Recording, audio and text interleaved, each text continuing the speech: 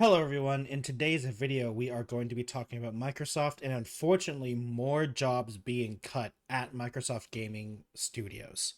We are on PC Gamer today. The article will be linked down below in the description.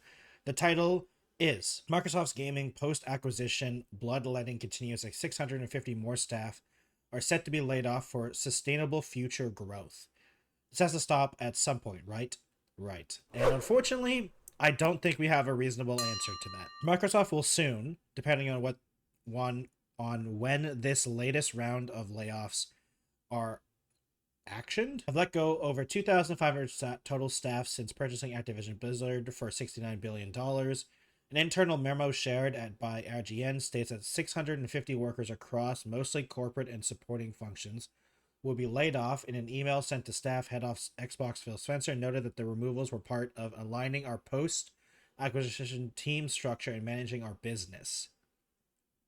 Okay. I know that this will be difficult news to hear. Spencer continues, we are deeply grateful for the contributions of our colleagues who are learning they are impacted. In the US, we're supporting them with exit packages that include severance, extended healthcare, and outplacement services to help with their transition. Outside the US, packages will be different according to the location. I mean, at least that's good. At least that's something. Probably better than the majority, hopefully.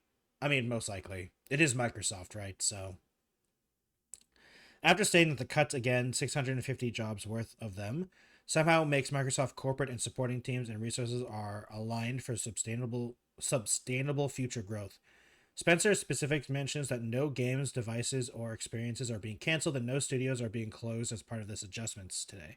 I wonder what it means by corporate and supporting teams and resources. Well, I wonder what corporate and supporting teams they mean. I wonder if that's like, what are they called? The playtesters? I don't remember. I know they have like a specific name, like in terms of the team, but like playtesters, and I wonder what corporate means.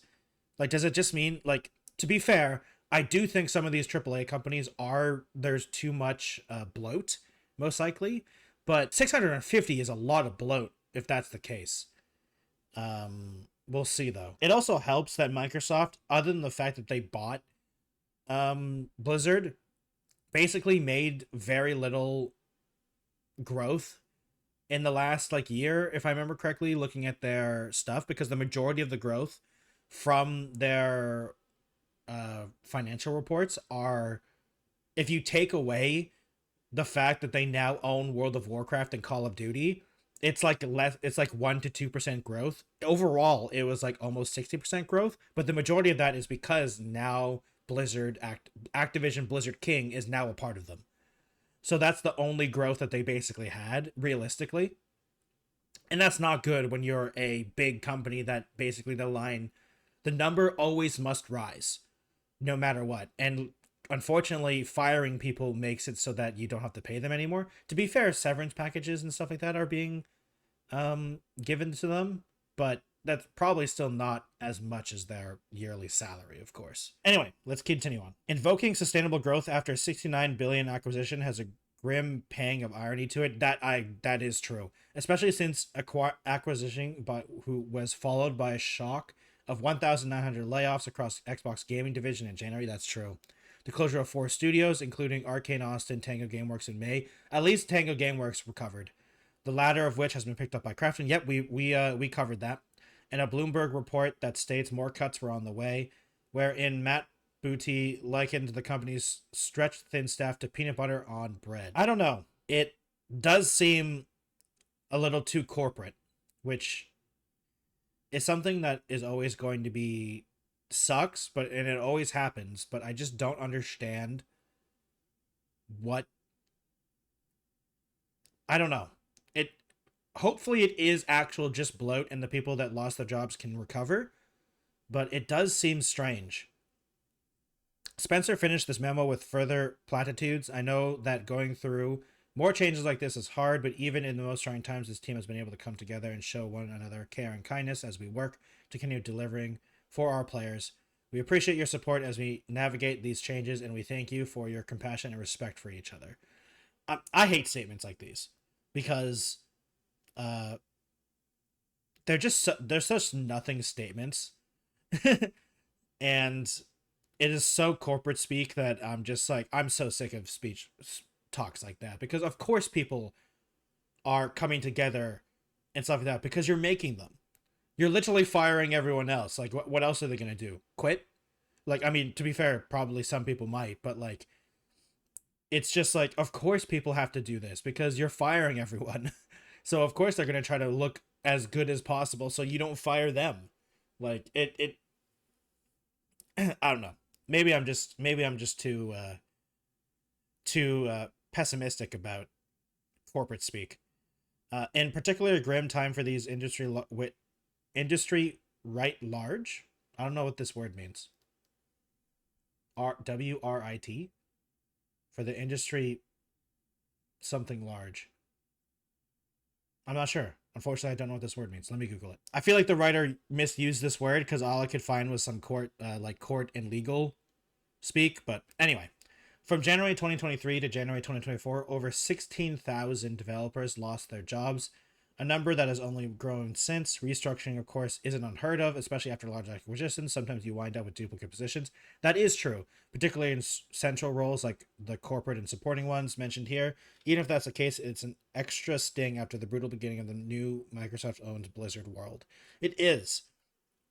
And the fact that there are so many too, because they talked about it before. Wait, is this the okay?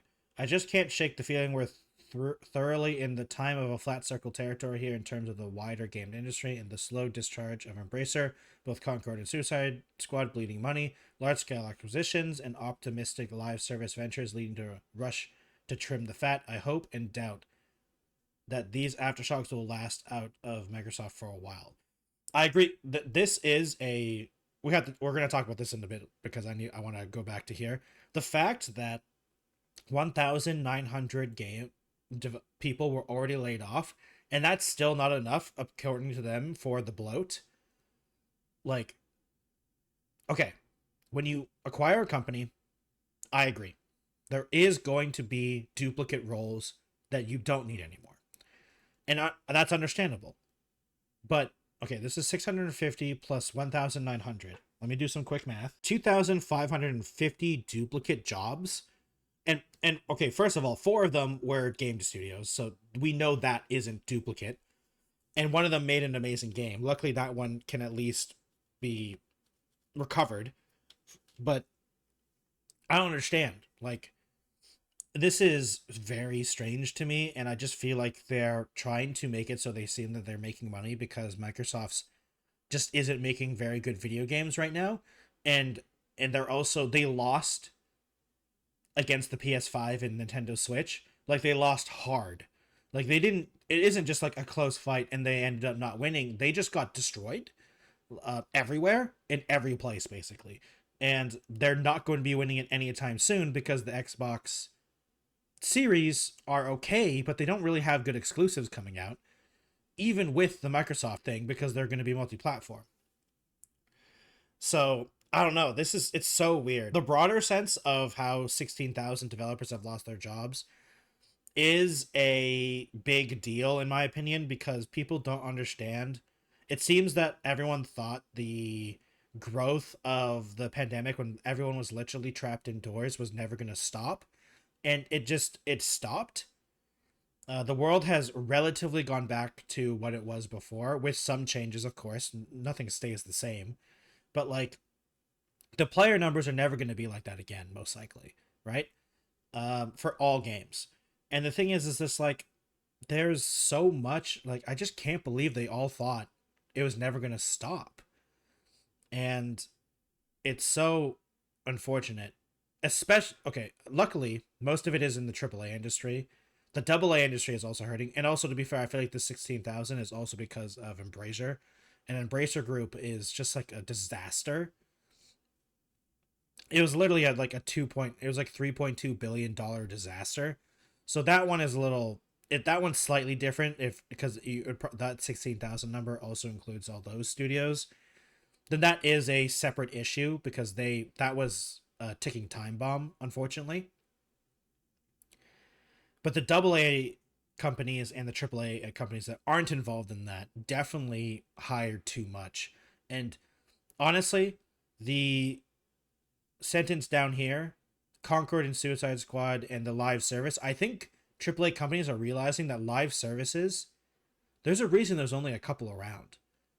Because there's so many failures. And it's just one of those things where there's only so many players.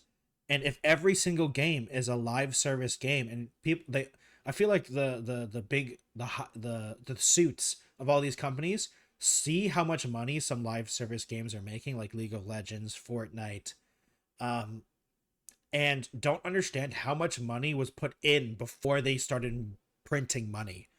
And the problem is that it was never guaranteed to print money like that. And I just think some of them are realizing, oh, we have to put in so much money before this even could theoretically make tons of money. And you're not guaranteed that. And the problem is that you also need to have a fun core gameplay loop. And Concord and Suicide Squad didn't really have that for most players. There are some people that really love. I know there are some people that really enjoy Suicide Squad, but like the majority of people just weren't interested. And that's unfortunate. And honestly, I feel like the live service model is just no one cares anymore. And I think they need to stop because it's not going to work, especially with a lot of games proving that if you just make a good video game, people will buy it. Like Space Marine 2 coming out recently, and just Astrobot being like the best game in existence, apparently. So I guess hopefully they'll learn their lesson. It sucks that people are getting fired more in Microsoft, but I hope this is the last time I'll have to do a video about people getting fired in the Microsoft gaming companies, but we'll have to see, unfortunately. Thank you all for watching today's video. In the comments down below, please let me know if you think it'll be the last time or not. I hope it is, but we'll see. If you'd like to support me, please subscribe to this YouTube channel. Click the like button. I also have Twitch, Twitter, Instagram, and a TikTok, all at the Techno Jelly, if you'd like to check me out on other platforms. Thank you all for watching, and I'll see you in another video. Goodbye, everyone.